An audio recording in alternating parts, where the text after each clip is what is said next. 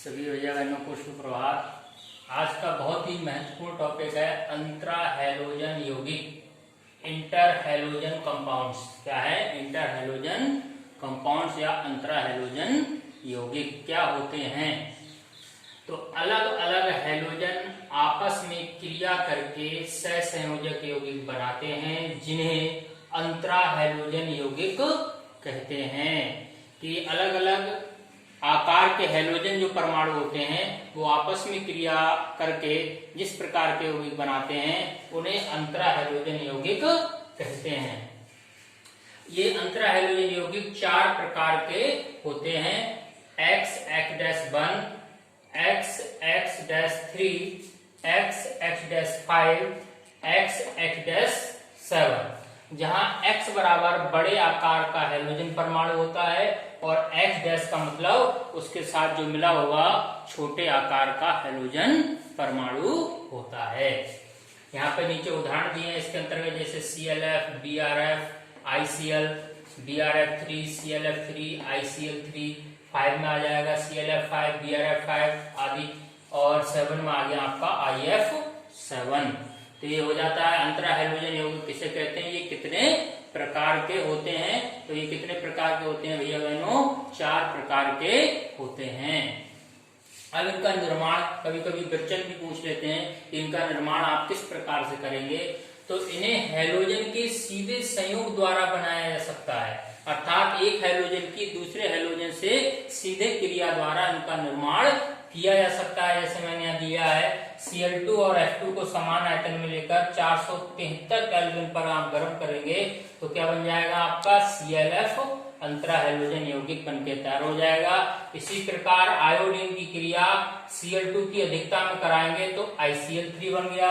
इसी प्रकार Cl2 की क्रिया F2 की अधिकता में कराएंगे तो ClF3 बन जाएगा। Br2 की क्रिया F2 से कराएंगे तो BrF3 बन गया, और ऐसे Br2 और F2 की क्रिया कराओगे तो BrF5 भी बन जाएगा।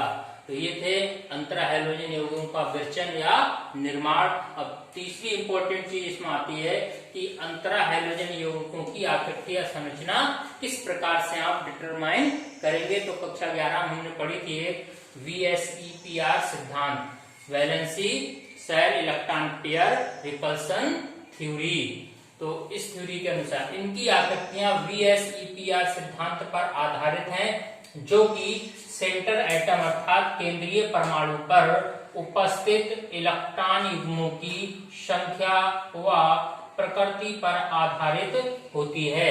ये थ्योरी किस पर आधारित होती है? इस अणु की आकृति कैसे बताते हैं कि जो सेंटर एटम होता है उस पर कितने बॉन्ड पेयर और कितने लोन पेयर इलेक्ट्रॉन होते हैं उनकी संख्या पर डिपेंड करती है। तो जैसे यहाँ पर मैंने एक सारणी बनाई है जिसमें सभी आकृतियां ली हैं।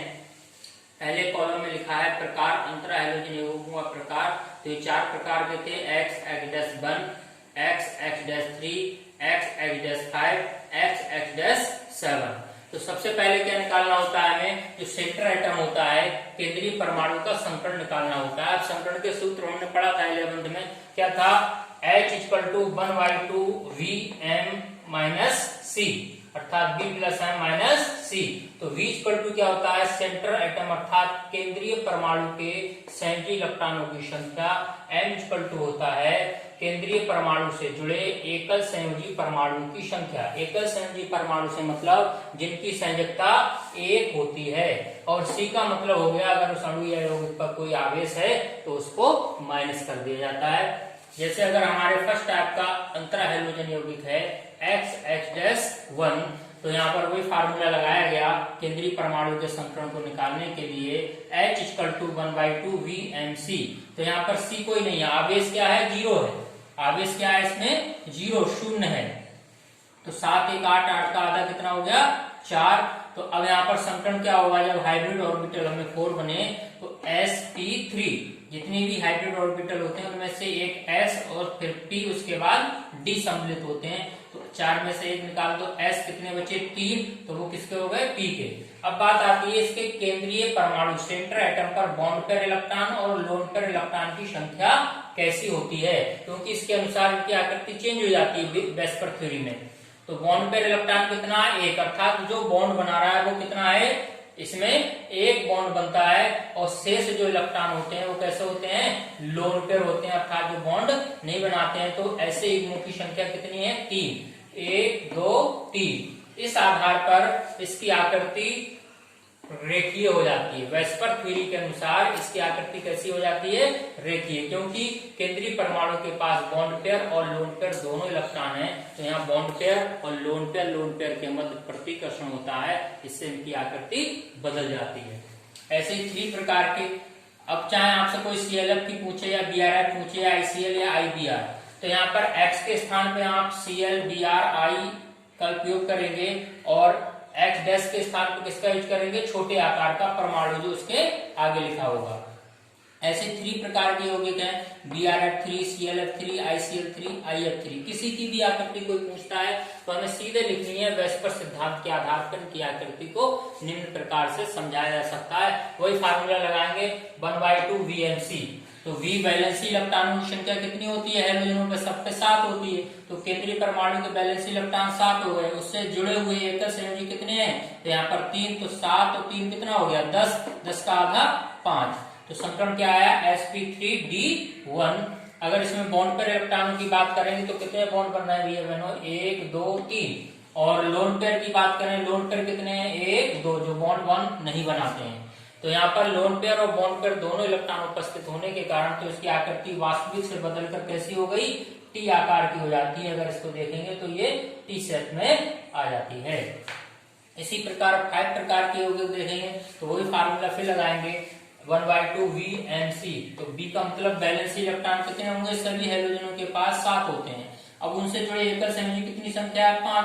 तो 7 और 5 कितना हो गया, 12, 12 का आधा कितना आया, 6। तो समीकरण क्या मिला आपका, sp3d2। अब इसमें बॉन्ड पेयर कितने हो गए, कितने बॉन्ड बन जा रहे हैं, तो यहाँ पर देखोगे बॉन्ड पेयर इलेक्ट्रॉनों की संख्या कितनी हो जाएगी आपकी, यहाँ पर बॉन्ड पेयर इलेक्ट्रॉनों की संख्या हो गई 5।